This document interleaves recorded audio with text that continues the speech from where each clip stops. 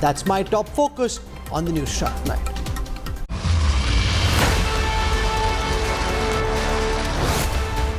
World's most time-tested friendship.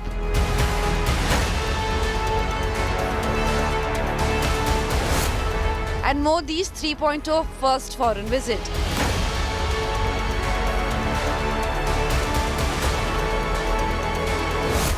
All eyes on Modi-Putin summit. First visit after Ukraine invasion.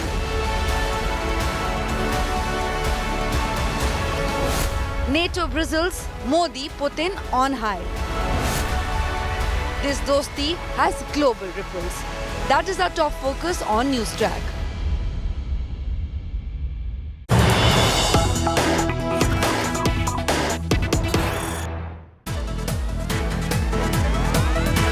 News coming in at the top of Newstrack tonight that 4 Indian Army soldiers have been killed while an equal number are injured in a terrorist attack that happened at the Machedi area of Kathua.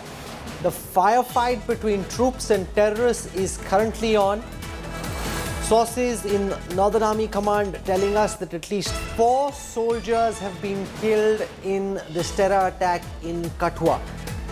Remember, this follows on the back of a series of other encounters in the build-up to the Jammu and Kashmir elections where soldiers from the Indian Army have been targeted at different points. Ashraf Wani leads our bureau in Srinagar.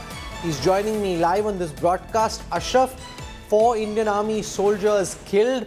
Do you have details about which Paltan they belong to, how this encounter happened, and what is the latest that you can tell us about the situation on the ground? Absolutely, Rahul. This is not the first time that such kind of a terrorist attack has been carried out, particularly by the Jaish-e-Mohammed in the Jammu region of the Jammu and Kashmir. But after a long time, same kind of a terrorist attack carried out by the trained terrorists of Jaish-e-Mohammed in the Bilawar area of Kathua district. Earlier, what we reporters got that army vehicle was ambushed by the terrorists, which was also claimed by the Kashmir Tigers, which is being known as the offshoot of Jaish-e-Mohammed by the security agencies here in the Jammu and Kashmir. They put that on the social media that they have carried out the ambush on an army vehicle in the Kathua district near a hilltop of Methundi village. Now it is confirmed that the 4 soldiers in this terrorist attack have lost their lives. They had been killed on the line of duty, and 6 others who are traveling in the same vehicle are injured. Actually, what reports we are getting that the terrorists came very close to the vehicle. They were waiting for the vehicle, and then they indiscriminately fired on the vehicle with the steel bullets. This is the latest trend of terrorists where they are using M4 American-made rifles with the steel bullets, which penetrate into the iron body of the vehicle and results casualties as well as injuries of the soldiers. This has been a tactic that the terrorists have adopted again and again for targeting vehicles that are lying on desolate roads. Ashraf Wani, thank you for joining us. We will go back to you for more details later in the evening. 4 soldiers of the Indian Army killed in Kathua in this terror attack that happened this evening.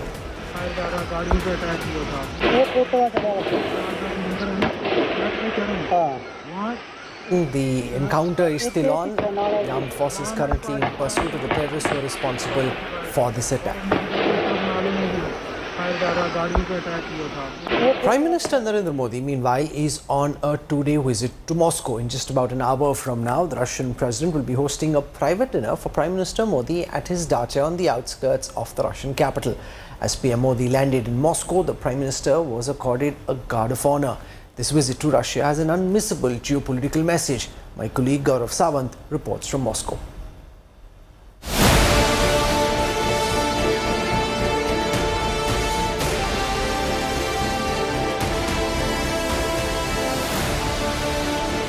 Destination Moscow is Modi 3.0's first foreign state visit. In a world in churn, an unmissable geopolitical message, where the Indian Prime Minister and Russian President set the stage for a splash that will send ripples globally. The upcoming Modi-Putin hug and handshake, part of the 22nd India-Russia summit, affirms India's oldest and most robust diplomatic relationship, even as India has navigated a new multilateral identity. Modi and Putin will revive the whole range of bilateral ties in defense, investment, energy cooperation, education, culture, and people-to-people exchanges in the next 2 days. Today, India-Russia ties are characterized by a special and privileged strategic partnership that defines the contours of our cooperation and our interaction across a large number of issues and areas of mutual interest. Notably, this will be Prime Minister Modi's first trip to Russia ever since Putin launched his military offensive and invaded Ukraine in 2022. In light of that, this summit could not come at a more telling time. On the day the two leaders hold their Moscow summit, a big NATO summit takes place in America's capital, with the leaders of 32 NATO countries and Ukraine's president in attendance. While India's stance on Russia has been criticized in the context of the Ukraine war, Modi's Foreign Office has silenced critics with its deft handling of a deeply polarizing set of issues and relationships. Yesterday evening, President Putin mentioned to me that he's looking forward very much to that visit. So I think preparations are underway. Obviously, our discussions contributed to it. But what will come out, you will have to wait till the visit is. Putin has also added spice to the proceedings by calling out a jealous West over the India-Russia handshake. The Modi-Putin relationship itself has stayed the course. All eyes will now be on the outcome of the summit, on an enduring friendship and its impact on a troubled world. For 26 hours, the two heads of state and government will be together. There is conversation on defense, there's conversation on high-end technology, there's conversation on trade and economy, especially on the trade imbalance between India and Russia, and new areas of cooperation between the two countries. So connectivity and trade are high. Gaurav Sawant in Moscow, Russia, for India Today. Dil, Dosti and diplomacy. The Prime Minister's visit to Russia will be high on symbolism and substance. In a decade of Prime Minister Modi's prime ministership, he and the Russian president have met each other over 16 times. In his message right before taking off, the Prime Minister called India and Russia special and privileged strategic partners. Here's more about the Modi-Putin bonhomie.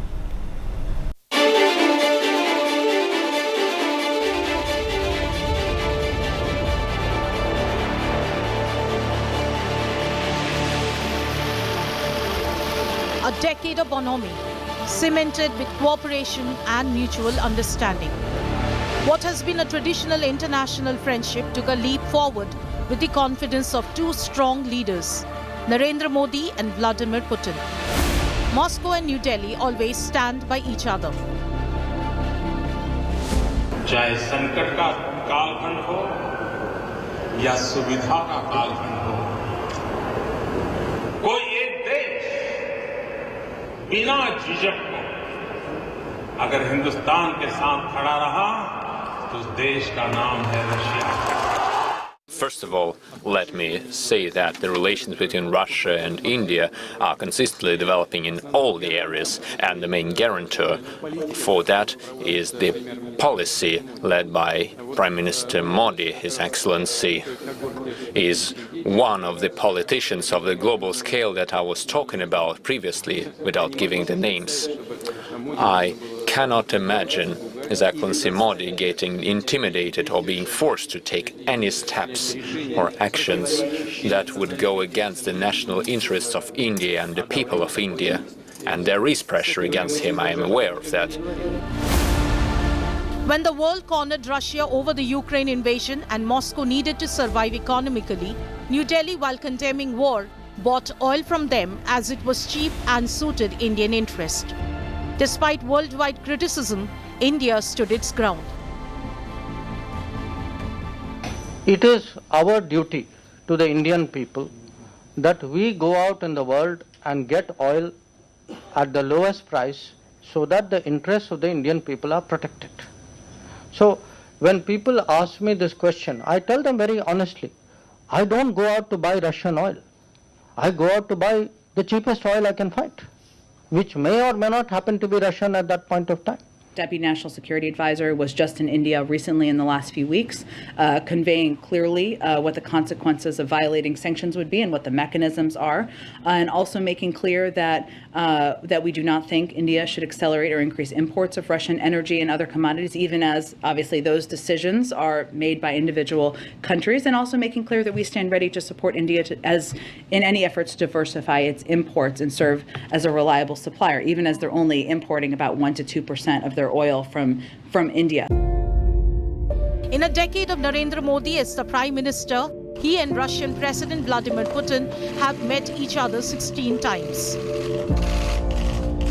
The total trade volume between the two have grown over the years as a testimony from more than $10,110 million in 2019-20 to more than $65,692 million in the last fiscal, despite dipping to $8,000 million in the pandemic year of 2020-21.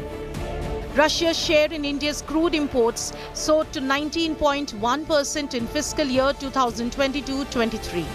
In fact, India's crude imports from Russia jumped 14 times in the same fiscal year, rising to $31.02 billion from just $2.2 billion in the previous year of 2021-22.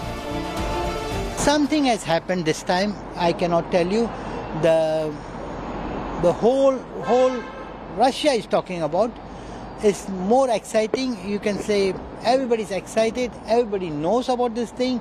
Russian media has been covering it very positively, and it's again the proud moment for the Russians because Prime Minister is coming for the first bilateral visit after his third time coming to the power. Narendra Modi's first visit as the Prime Minister of India to St. Petersburg way back in 2017 was an emotional one. He remembered his visit to the Russian city as the Gujarat Chief Minister in 2001. St. Petersburg Declaration of 2017 became the benchmark of stability in a turbulent, interdependent and interconnected world. 2 years later, in Modi 2.0, the Indian Prime Minister was at Vladivostok and participated in the 5th Eastern Economic Forum as the chief guest. Both leaders noted progressive development of the special and privileged strategic partnership between India and Russia. Russian President Vladimir Putin came calling in December of 2021. The two leaders gave impetus for sustained progress in the special and privileged strategic partnership between both countries despite the challenges posed by the COVID pandemic.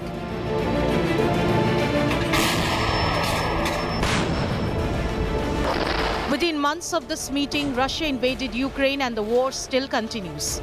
But it did not impact the relations India and Russia have built over decades. Neither did it impact the bonhomie enjoyed by the two leaders.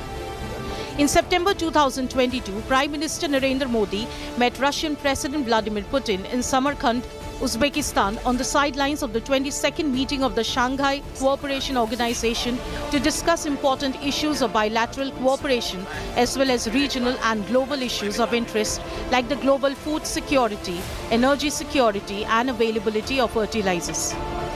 Prime Minister Modi made 4 visits to Russia during his first term and only 1 in the second term. In the third term, he kicked off his foreign bilateral talks with a visit to Russia, indicating a deeper tie to look forward to in Modi 3.0. I want to go across to Harshvardhan Shringla, former Foreign Secretary in the Government of India. Mr. Shringla, welcome. It's great to have you with us. You know, Prime Minister Modi is in Moscow at a time when leaders of 32 nations of NATO are meeting in Washington, D.C. And this is Prime Minister Modi's first state visit in his third term. So could you start by explaining to our viewers your sense of the significance of Prime Minister Modi picking Russia for his first state visit. Usually in this past 2 terms, he went to one of our neighboring countries. He's gone to Russia at a time when NATO is meeting in Washington. What your assessment of the significance of this state visit? Mr. Shringla, welcome. Thank you, Rahul. Well, I mean, you have to look at it in context. The Prime Minister's first visit was to the G7 after he was sworn in for the 3rd term in office. And he had an extensive interaction with most of the leaders of the Western world at that meeting. And the fact that he's going to Russia also has to be seen in the context of our strategic partnership with Russia, which provides for an annual summit between the two leaders. Now, so far we've had 21 summits, and President Putin had visited India in December 2021. So that's almost 3 years or 2.5 years since his visit. And so, Prime Minister's visit in Russia, I would say, is due. Obviously, there are many other factors. One is our bilateral relationship. Russia is an important partner in our energy equation, in terms of defense, in our trade, people-to-people ties. We also cannot discount the fact that the global geopolitics will be part of the discussion. Prime Minister Modi has been in constant touch with both President Zelensky and President Putin. His famous words that this is not an era of war and that we should deal with conflicts through diplomacy and dialogue, I think in many senses sets the tone. If you recall, the G20 summit that India presided over also had in its outcome document, among the first paragraphs, some of these defining features of our own approach towards the Russia-Ukraine conflict. Prime Minister Modi last visited Russia in September 2019. Since then, Russia and China have become more tightly locked in embrace. India and the United States have built on their strategic partnership. So let's spend a moment on the troubles that China is giving India along the line of actual control and the role potentially Russia could play in trying to help India deal with Beijing. Well, India has always seen Russia as one of the poles in a multipolar world. But one of the consequences of the Ukraine conflict has been that Russia has been drawn more closely into China's orbit, making it less of an independent pole by itself. Now, our enhanced engagement with Russia, I think, is to draw it out and also, to try and get it to play as a moderating factor in the, India-China relationship, and the fact that Russia, being a close, strategic partner of ours, can also present a perspective that may not be always evident. So I think from that perspective also, this visit is important. I think it underlines our emphasis on balancing between the poles, our efforts to maintain strategic autonomy, but also our efforts to somewhat, play a sort of a role of getting Russia to be more independent. If you notice, President Putin has tried to ensure that he's not only dependent on China. He's made his visits to Vietnam, to North Korea. And I think it's important that there is some, political space for him to maneuver that would allow him to engage other partners other than China. How is the establishment in the United States likely to look at this visit? It becomes more consequential because of the timing. This is when there's a NATO meeting, as I said, happening in Washington, D.C. So how is the US, which wants to pull India as much as possible into its embrace and into its fold, likely to look at Prime Minister Modi making this very significant state visit to Moscow? Last year, Prime Minister Modi visited the United States. It was a very successful visit. We concluded some major deals, including for the first time, cutting-edge technologies such as the G144 engine for India's light combat aircraft was provided. We signed the initiative on critical and emerging technologies that gives us access to, obviously, cutting-edge technologies. So we have a relationship, and we have a very strong relationship with the United States. That relationship is growing. And I think the US, in many senses, will understand the context in which our visit is taking place, the Prime Minister's visit is taking place. I think one of those factors is also to ensure that there is a certain amount of effort to put this conflict in some context and try and redress some of the issues that would bring the sides closer. I mean, the recent meeting in Switzerland, which is designed to sort of act as a peace conference, wasn't very successful because Russia wasn't there. India is one of the few major countries that straddles that ideological divide between North and South and East and West. Between the Western powers and Russia and China, we are the one player that can actually contribute. And I think Prime Minister Modi is looking at that factor. He is looking at seeing how India can bring its own approach, Vasudhaiva Kutumbakam, into this context and see how we can help in resolving that issue that has really not only can Prime Minister brought Modi conflict into the potentially heart of play Europe, a but has role also in trying impacted. to impact or shape the Russia-Ukraine conflict, or do you think that is so complex that there's very, very little a player or a country like India can do, given the clear differences between Russia and Ukraine at the moment? Yes, I think, nobody is saying that you're playing the role of a mediator. But if you see in the current context, many of the leaders who actually tried to do some subtle diplomacy, tried to contribute to resolving the conflict, are today not active any longer or not seen as impartial to the extent that they can make that effort. And today, I think it leaves very few countries with that, I would say, ability to bring the two sides closer together. So mediation is not the issue. The issue is really understanding both sides in some detail and trying to find areas where both sides could be nudged into a more reasonable stance that could lead ultimately to a resolution to the conflict. So I'm not saying that this visit is a mediatory sort of effort. I'm saying that one of the issues that would be, and one of the major issues that would form the discussion between Prime Minister Modi and President Putin would be, how to look at bringing this conflict to an end. President Putin himself has said he's open Finally, to examining, how the conflict could be resolved. what do you see as being the most critical takeaway from this bilateral state visit? What do you see as being the key items in the agenda and the takeaways our audience should be looking out for? I think the word bilateral is correct.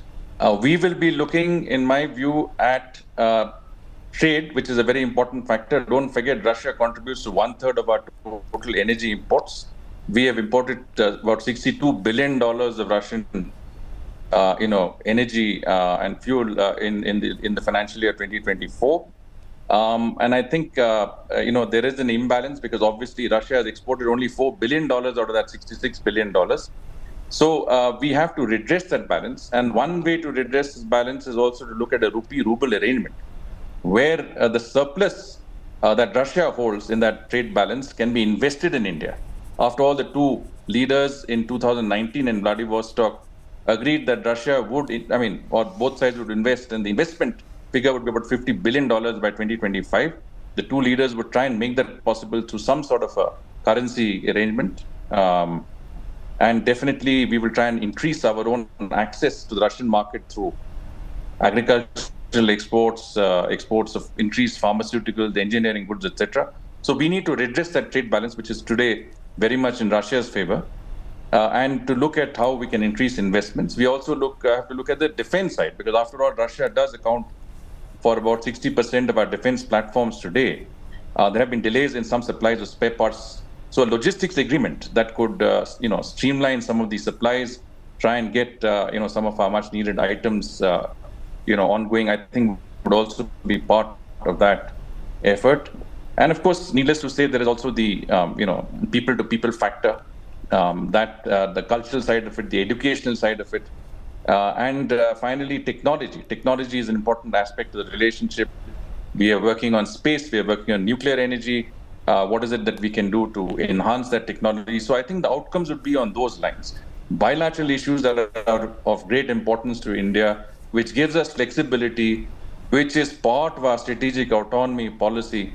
And I think which we have to ensure that we are working with all concerned and we are not working with only one or the other side of our partnerships. And of course, from the Russian side, the defense side has been decreasing. We have been diversifying our own defense collaborations, including with the West. But at the same time, the energy mix has gone up, with Russia providing much more of our energy requirements than before.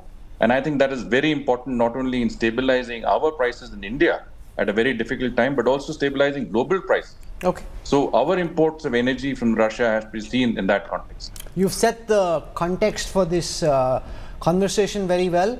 Harshvardhan Shringla, appreciate you taking out time to join us. Thank you very much, sir. Thank you, Rahul. Look more at the key takeaways in a bilateral context, while multilateral issues and geopolitical issues will also get discussed. I want to welcome Tatiana Kokreva, senior journalist from Russia. We've got Colonel Ajay Shukla, well-known strategic affairs expert. Nanda Nunikrishnan is with us, one of our top experts on the India-Russia relationship. I want to go across to Tatiana Kokreva first, because this is when Prime Minister Modi and Russian President Vladimir Putin will be at dinner.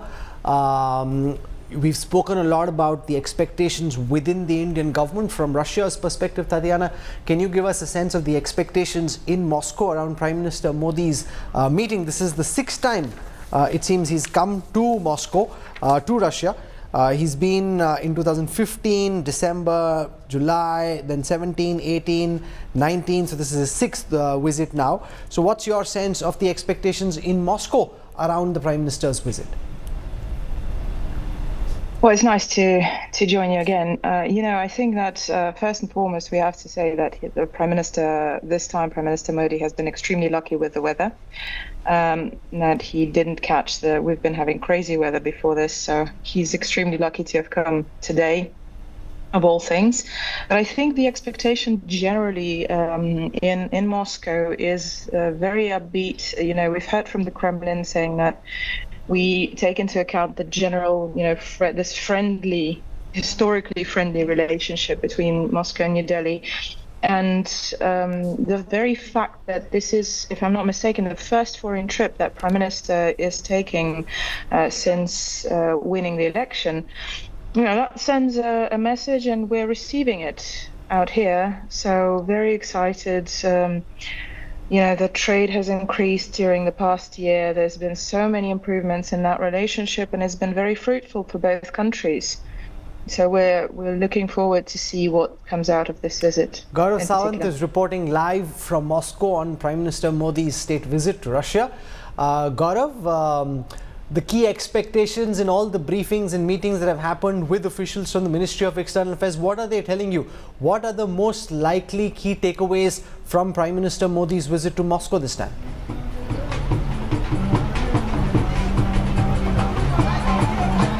Rahul, the aim of this visit is to take the relationship to a new level and keep it futuristic. Traditionally, it's been a very, very strong relationship between India and Russia over decades, from the 50s when it started building up and gathering steam to the 1970s. You know the history, 1971 war, India-Russia pact held India in good stead through the Kargil war of 1999 and beyond.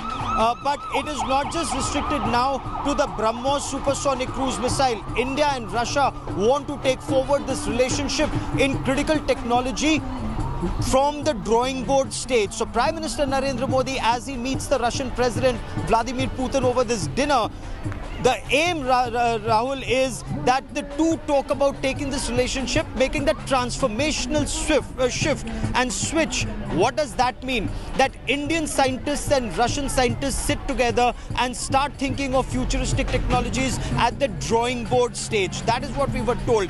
The students do their research together in India and in Russia, build it together, and then manufacture it together. Some components in Russia, some components in India, and put it together to export to the world. Make for each other, make it, and then export it to the world like BrahMos. Space cooperation, nuclear cooperation, defense cooperation remains strong. Economy remains the bedrock in this transformation. Now the rupee ruble, as you understand better, the trade deficit, $60 billion in Russia's favor, just $5 billion worth of India trade. How do you change that? How do you get rupee-ruble exchange, which is the biggest hindrance apart from Western sanctions on Russia, taking this relationship forward? How do you overcome those problems? That is the conversation that is taking place right now at the level of the dinner, and then subsequently the directions that come from here, Rahul, from the Indian Prime Minister to his delegation and the Russian President to his delegation, will set the tone for the conversation tomorrow morning and take it forward. The aim is to have a result-oriented approach. A vision document may or may not come right now, but keep it as work in progress to ensure that there are positive outcomes, not just in thought but in action on ground, Rahul. I won't hold you back from your live reportage, Gaurav Sawant. Thank you very much for joining us. Michael Kugelman joins us, Director at the South Asia Institute, the Wilson Center at Washington, D.C. This is a state visit that's happening at a time when NATO leaders will be gathering in Washington, D.C. for a NATO meeting from the 9th to the 11th of July. From Washington, what's the view on Prime Minister Modi choosing Russia for his first state visit in his third term? Well, certainly, here in Washington, it's seen as not a good thing. But I think that there's a lot to this story. But my broad view here is that the pageantry and the theater and the optics that we're going to be seeing over the next few days in Moscow have an intended audience that goes far beyond India and Russia. And one of the main intended audiences is indeed Washington, and Washington knows that. But I think that the visit and the state of the India-Russia relationship now might not bode as poorly for the West, and particularly the U.S., as some might suggest. I mean, indeed, I know that one of the goals of this summit is to, as Garan said, take the relationship to another level. But I think that the main goal of this summit is to essentially reinforce the strength and importance of the relationship in its current state.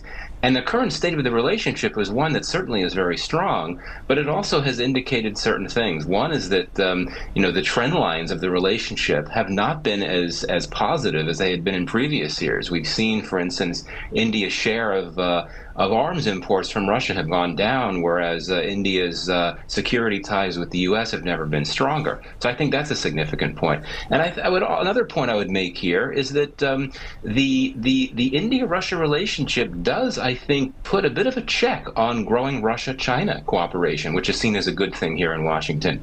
If Russia wants a continued strong partnership with India, which I imagine it does, there are certain things that it'll need to be careful about doing. And that includes, among other things, being sure not to suggest that it would be willing to take China's side in the potential conflict between India and China. So bottom line, yes, Washington is clearly not happy about this visit, but it's accepted it just as it's accepted the fact that India will continue to have a significant relationship with Russia. It will continue to import oil. It'll continue to have that security relationship. But I think the view here, and I share this view as well, is that the contours of the India-Russia relationship today are not as strong and not as sharp as they had been some years ago. Nandan Unnikrishnan, you accept this, that while India and Russia continue to remain important partners, the relationship isn't a patch of what it used to be before India became far closer to the US than it was in the past, and that's really the new reality. You can say what you will, but the fact is that India and the US today are closer than India and Russia is drawing closer to Beijing than to India. Firstly, Rahul, thank you for inviting me. Broadly speaking, yes, I mean, I agree with you, but let's not forget that Russia is not the Soviet Union. So I think comparing the Russian relationship, which we had when the Soviet Union was around, to the current relationship with the United States is a bit of apples and oranges. So that is one aspect. The second part is that I think it is self-evident that India's primary concern is India's development, in that the United States and the West have a significant role to play. But given the geopolitics of Asia, India is not about to forget what Russia can contribute. And I think Michael correctly pointed out that Russia playing neutral in the conflict between India and Russia should be seen in Washington as a positive sign, not only in Washington, but across the globe, because that would mean that there is one more check to China's emergence as a hegemon, at least on the Asian continent. And I also think that you have to take the size of the Russian economy into view before passing judgment on the depth and width of the relationship with Russia. Given that Russia is $1.5 trillion economy, India is already a 3 trillion economy. So the relationship of the past, when Soviet Union was the giver and India the taker, I think may have actually changed. And this is the new reality that I think Mr. Modi and Putin will be discussing. Colonel Shukla, from a weapons perspective, from the lens of the Indian armed forces, which are the weapon systems which you think India would still want to buy from Russia? Or do you think, given the reality of how in the recent past Russia hasn't really been a reliable supplier of supplies and ancillaries, that India really shouldn't be, apart from things like the S-400 missile defense system, where you don't really get that kind of a system from anywhere else? So apart from things which you can't pick up from anywhere else, are there still weapon systems that India is actively talking to and should be buying from Russia in your view? Just one quick point before I answer your question, and that is that the India-Russia annual summit has been a feature of the relationship from 2000, when the disastrous presidency of Boris Yeltsin came to an end, and Putin and Vajpayee started off this annual tradition, and it has continued without interruption for a long time. It's a highly symbolic sort of manifestation of their actual closeness. As far as the weaponry that you're talking about, India is already getting weaponry from the from Russia that it was sort of not likely to get from America. The S-400 you mentioned yourself, but there is also the strategic weapon systems. The SSN that India will be building, that's the submarine. Nuclear submarine. These are all weapon systems that are critical to India's defense. And, the American side is far less inclined to play ball on these weapon systems than the Russian side.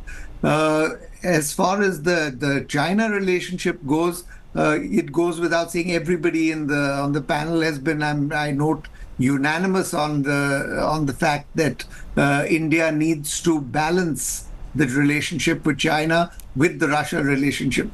So I think all in all, this 2.5-year gap has been sort of not a very welcome sign, but it is ascribable to the COVID pandemic, to the sort of Ukraine war and so on.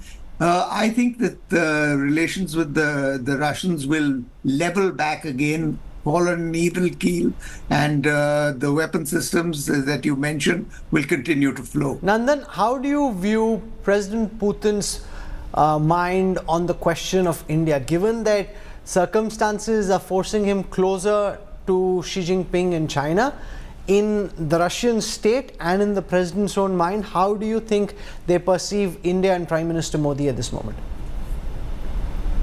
Well, if anyone can see into Putin's mind, I mean, that is the first challenge. But I think as the Russian state goes, Putin is one of the strongest votaries in the Russian establishment for a robust India-Russia relationship. As in any country, there are multiple views in the Russian establishment, and they are not all necessarily favorable towards India. So the fact that the head of the government is invested in this relationship, personally invested, speaks a lot. I also think that the Russian establishment is well aware of the speculation across the globe about the Russia-China relationship. And given the mentality they have inherited from the Soviet Union, I doubt that they would be willing to play second fiddle to any other power. And After all, I mean, just as a sort of historical aside, they walked away from a relationship with the West because they did not want to be a junior partner. So I cannot see them agreeing to be a junior partner to China. But let's ask that question to Tatiana. Tatiana, the sense in the world is that now circumstances are forcing President Putin, who's a very proud man, leading a great country, to have to play second fiddle to Beijing and to Xi Jinping.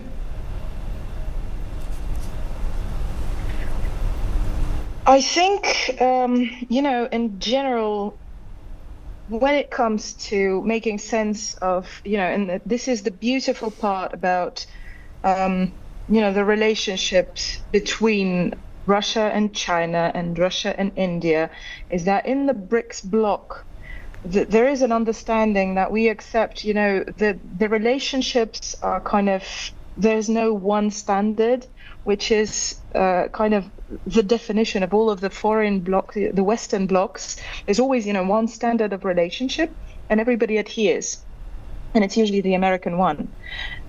So the worst thing to do in this situation, I think, is to judge any type of relationship, the relationship between Moscow and Beijing, the relationship between Moscow and New Delhi, by Western standards, and try to look, you can't see the relationship from outside. And usually the what you call the view from the perspective of the world, it's usually not even a perspective, it's kind of a narrative that everybody's trying to push to kind of meddle in that relationship. But I think that's the strength of the communication within BRICS bloc, is that everybody accepts everybody. We're pushing for a multipolar world. With both India and Moscow have been extremely successful within this, within accepting each other. Michael Kugelman, the fact is, and I remember from my time while I was reporting from Washington DC on the Prime Minister's state visit there was some concern around India's relationship continuing with Russia in the way that it was. But, Colonel Shukla spoke of the nuclear submarine project, the S-400 missile defense system. So a lot of these weapon systems are pieces of equipment which, despite increasing ties between Delhi and DC, we still can't buy from Washington. And therefore, if India requires that kind of equipment to take care of its national security, there's only one place that you can pick it up from, which is Moscow, and therefore that's naturally a relationship India cannot ever give up on. Yeah, absolutely. And, the current administration here in Washington is playing a long game when it comes to figuring out this challenge of the Russia-India defense relationship. The current administration, and of course, we have an election here later in the year. We could have a new administration in a few months. Things could change. But for now, the view is to try to, over the longer term, try to make the case that the U.S. can start to provide the types of equipment and weaponry that India has long depended on from Russia. But obviously, right now, that's not an option, because, as you say, there's certain things that the U.S. is not in a position to provide that Russia can certainly provide, and at a better cost point for sure. So this is a long-term challenge for the U.S. government. But I would say this, that right now, the only major concern that the U.S. has about India's relationship with Russia is not the oil imports. I can accept that. We've heard many times the administration say that it's not violating the sanctions regime.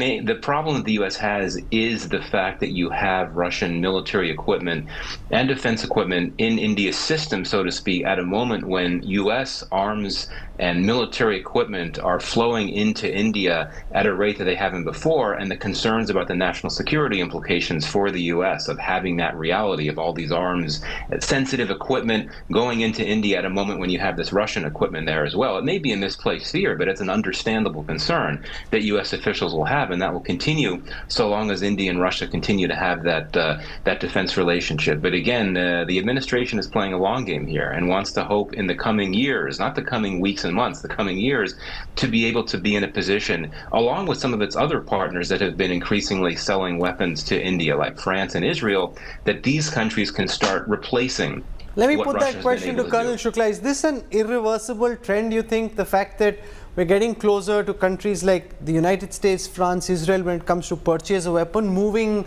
away from Russia, and at some point in time the disentanglement could be near complete? Or do you think that there will always be some equipment like the nuclear submarines or like the missile defense system which only Russia will give? The flip to this is that maybe Russia no longer is producing the kind of high-end weapon systems which India would need to buy from Moscow.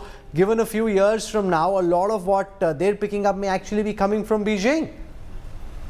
No, I don't think that is exactly the case. I think that the India-Russia relationship continues to dabble in realms that are not open to other countries and which India is not going to get from the Western powers. You would have noticed that this AUKUS agreement, Australia, UK, and the United States have talked about transferring nuclear submarine technology to Australia and building basically UK designed submarines for Australia, but India is not included in that arrangement. So there is a very strong set of relationships like the AUKUS and the Five Eyes that bind together the Western powers, and India is not invited to that thing, at least not yet, not in the immediate future either. It is, however, invited to get Russian equipment. It has already done 2 tranches of training come operation of the INS Chakra Soviet submarine, the sort of Russian submarine, I beg your pardon. That is something that there is a high degree of comfort in the relationship between Russia and India in these particular aspects. So I think that the change, this great in new alignment of India and the West is sometimes overstated. Okay. The arrangement with Russia continues and is, I mean, I don't see indications of it falling through. Okay, so we've heard different perspectives. We've heard from Delhi, we've heard from Moscow, we've heard from Washington DC. We'll track Prime Minister Modi's state visit very closely. I'm slipping into a break, thanking my guests. When we come back, monsoon misery in Mumbai.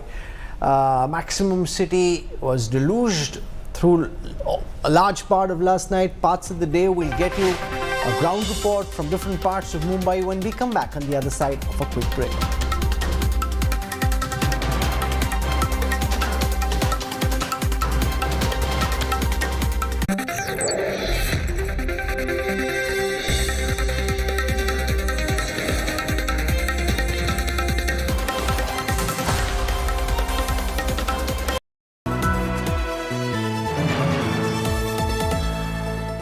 Presented by एक hint तो देते hint बड़े आराम से विक्रम आ तो गए जाओगे कैसे बड़े आराम से देखिए ये देश हेलो मैं आ रहा हूँ और हाँ भगा कर ले जाऊंगा सिक्योरिटी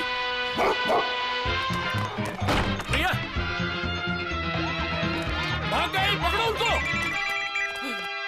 हेलो बोला था ना भगा कर ले जाऊंगा विक्रम एक हिंट तो देते हिंट बड़े आराम से Just came around to say hello. I'm so fly. You took a nosedive. Careful when you play on my level. For you it's so. Hey, hello. Motorola Razr 50 Ultra. Flip the script. Hello, Moto. The India Today Media Institute could not have been founded on a firmer footing. The India Today Group's strength in understanding and delivering high-quality content is the very foundation of ITMI. We take pride in training our students to be exceptionally professional. Register now at www.indiatodaymediainstitute.in or call on 95600 65465.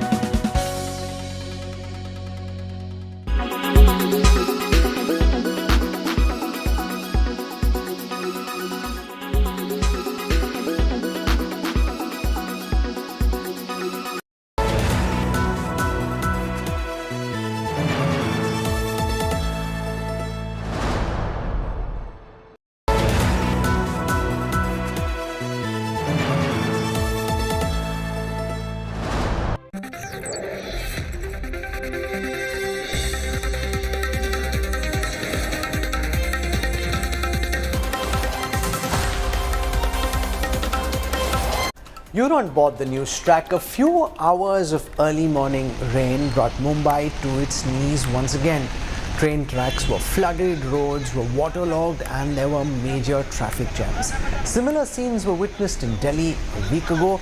Here's a report from Mumbai.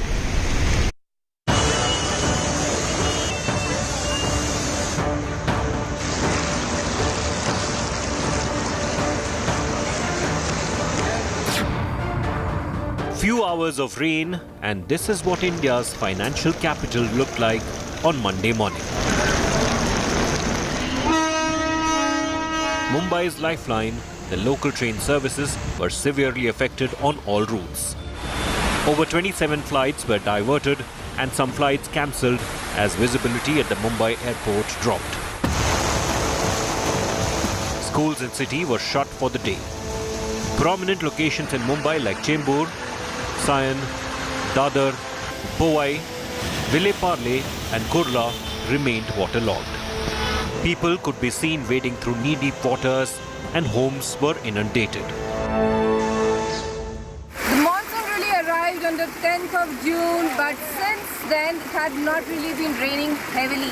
But the first heavy rain that Mumbai witnesses, and this is the condition of the city. It is inundated, it is chock-a-block with water. The main roads of the city, especially areas like this, Kurla, and many other areas, especially the Hind Mata, the regions which are generally considered to be very flood prone, are actually flooded right now. Today is a Monday and today is considered as a busy day for Mumbaikars as they have been going to work, but right now they are coming back to home, and as you can see in the visuals, the water logging took place on a huge level and the vehicles have been broken down. The Mumbaikars are pushing the vehicle to take out of it from water. As you can see, there are a few vehicles that have stopped right here. The worst is the people who are affected, people living around this entire area who saw during the entire last night, during the entire rain that happened, the water got into their homes, the entire slum which is there. Those people are the worst hit around such low-lying areas. Mumbai received over 300 mm rainfall in just 6 hours. The weather department has predicted very heavy to extremely heavy rainfall in the next 24 hours. Maharashtra CM Eknath Shinde has said that efforts are underway to ensure public life is not affected. Railway आणि BMC आणि state disaster या सर्वांनी मिळून जवळपास रेल्वेचे 200 pump सुरू आहेत आणि BMCचे 481 पंप सुरू आहेत आणि ते पंप जे आहेत आणि त्याच्यामुळे पाणी जे साचलेलं आहे ते पाणी आपण तात्काळ त्याचा निचरा करण्याचं काम हे पंप करतायत आणि म्हणून हिंद माता गांधी मार्केट या ठिकाणी बघितलं आपण मिलन सबवेमध्ये पण पाणी तिथे साचलं नाही कारण ते पंपाने ताबडतोब काम केलं. Teams of the National Disaster Response Force have also been deployed in Mumbai and other parts of Maharashtra. A high tide of 4.2 meters was witnessed earlier in the day. A Powai lake overflowed after overnight rainfall. Another monsoon, another year, and the same scenes. Will anyone be held accountable for the annual monsoon mess? With Vidya, Deepesh, Dev Kotak, and Mustafa from Mumbai, Bureau Report, India Today. This is where I wrap up the Newstrack tonight. For your time and your trust, thank you very much. I look forward to seeing you at 8 p.m. tomorrow evening. Till then, from all of us here, goodbye, good night.